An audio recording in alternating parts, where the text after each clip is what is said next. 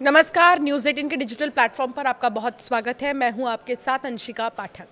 देश भर में 1 नवंबर 2025 से कई अहम नियम बदलने जा रहे हैं, जिनका सीधा असर आपकी जेब पर और रोजमर्रा की जिंदगी पर पड़ेगा।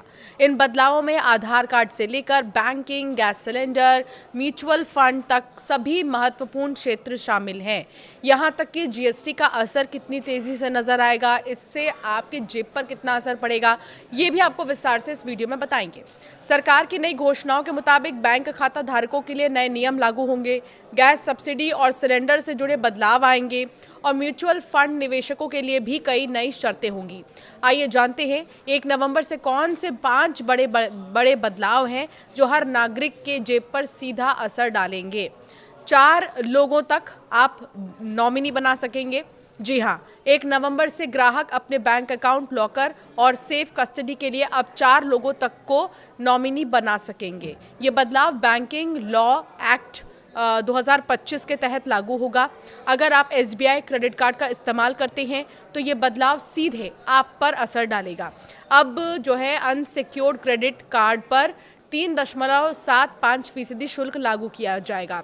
तो वही थर्ड पार्टी ऐप्स जैसे CRED या फिर चेक या फिर मोबीक्विक आदि, ऐसे अगर आप स्कूल या फिर कॉलेज की फ़ीस भरते हैं तो उस पर 1% एडिशनल फ़ीस लगेगी।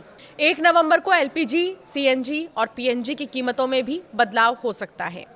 UIDAI ने 1 नवंबर से आधार कार्ड अपडेट के नियमों में बहुत बड़ा बदलाव किया है।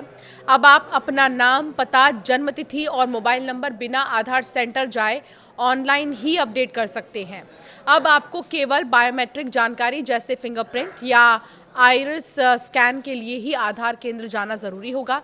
UIDAI आपकी जानकारी को pan, passport, ration card, MNREGA और स्कूल रिकॉर्ड जैसे सरकारी डेटाबेस से खुद से सत्यापित करेगा। निवेशकों के लिए भी 1 नवंबर से नए नियम लागू होंगे। सेबी ने म्यूचुअल फंड्स में पारदर्शिता बढ़ाने के लिए सख्त दिशा निर्देश जारी किए हैं। अगर अब आप किसी AMC के अधिकारी, कर्मचारी या उनके रिश्तेदार 15 लाख से ज़्यादा का लेन देन करते हैं तो कंपनी को यह जानकारी अपने अनुपालन अधिकारी को देनी होगी। रिपोर्ट के मुताबिक लॉकर या फिर सेफ डिपॉजिट में रखे गए सामान के लिए सिर्फ क्रमिक नॉमिनेशन की अनुमति होगी। अकाउंट होल्डर इन मामलों में 4 नॉमिनी चुनने की पूरी आज़ादी रख सकते हैं और उनका हिस्सा तय कर सकेगा, जो कुल मिलाकर 100% होगा। नए सुधारों को लागू करने के लिए वित्त मंत्रालय द्वारा जल्द ही बैंकिंग कंपनी नामांकन नियम 2025 को अधिसूचित करेगा। अब भारत में 2 ही मुख्य GST स्लैब रह जाएंगे, 5% और 18%। पैक्ड फूड, इलेक्ट्रॉनिक्स जैसी ज़रूरी चीज़ों पर टैक्स रेट कम होगा। पहले 12% और 28% के स्लैब अलग अलग चीज़ों पर लागू थे, अब इनको खत्म कर दिया गया है। बदलाव से सस्ती होंगी ज़रूरी चीज़ें जैसे पैक्ड नमकीन, चावल, पास्ता और इंस्टेंट नूडल्स। MSMEs के लिए जो ये कर प्रणाली है वो आसान होगी, अत्यंत आसान होगी और कई महंगी वस्तुएं जो लग्जरी और स्किन गुड्स हैं उन पर 40% GST लागू होगा। 1 नवंबर से दिल्ली में केवल BS6, CNG, LNG या इलेक्ट्रॉनिक गुड्स वाहन ही एंट्री कर पाएंगे। पुरानी प्रदूषण फैलाने वाली डीजल या पेट्रोल गाड़ियों पर रोक लगा दी गई है। स्वच्छ हवा और पर्यावरण सुरक्षा इससे बढ़ेगी। अब MSME के लिए GST रजिस्ट्रेशन और रिफंड प्रक्रिया काफ़ी तेज़ और सरल कर दी गई है।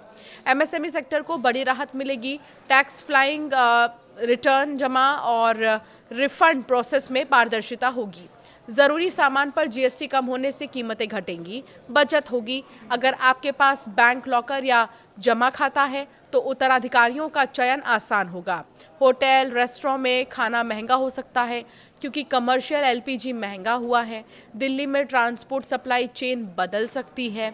MSMEs की ग्रोथ तेज़ होगी। GST स्लैब अब केवल 5 और 18% ही रह गया है। बहुत महंगे सामान पर 40% GST होगा। बैंक खाते में अब जो है 4 लोगों के नामांकन की सुविधा होगी। कमर्शियल LPG सिलेंडर की कीमत 15.50 शून्य बढ़ी है, सिर्फ BS6 और CNG इलेक्ट्रिक कमर्शियल वाहन दिल्ली में प्रवेश कर पाएंगी। तो ये वो तमाम अहम बदलाव हैं जो 1 नवंबर से आपको दिखाई देने शुरू हो जाएंगे। GST नई प्रक्रिया रोज़मर्रा के पूरे देश में लागू हो चुकी है और सारे बदलाव भारत सरकार के आधिकारिक नोटिफिकेशन और अधिसूचना के अनुसार लागू हो रहे हैं। GST काउंसिल की 56वीं मीटिंग और central board of indirect taxes and custom के नोटिफिकेशन, वित्त मंत्रालय, पेट्रोलियम मंत्रालय और ट्रांसपोर्ट अथॉरिटी की आधिकारिक सूचनाएं भी देखने को मिली हैं। तो फिलहाल ये अहम बदलाव हैं जो 1 नवंबर से आपको देखने को मिलेंगे।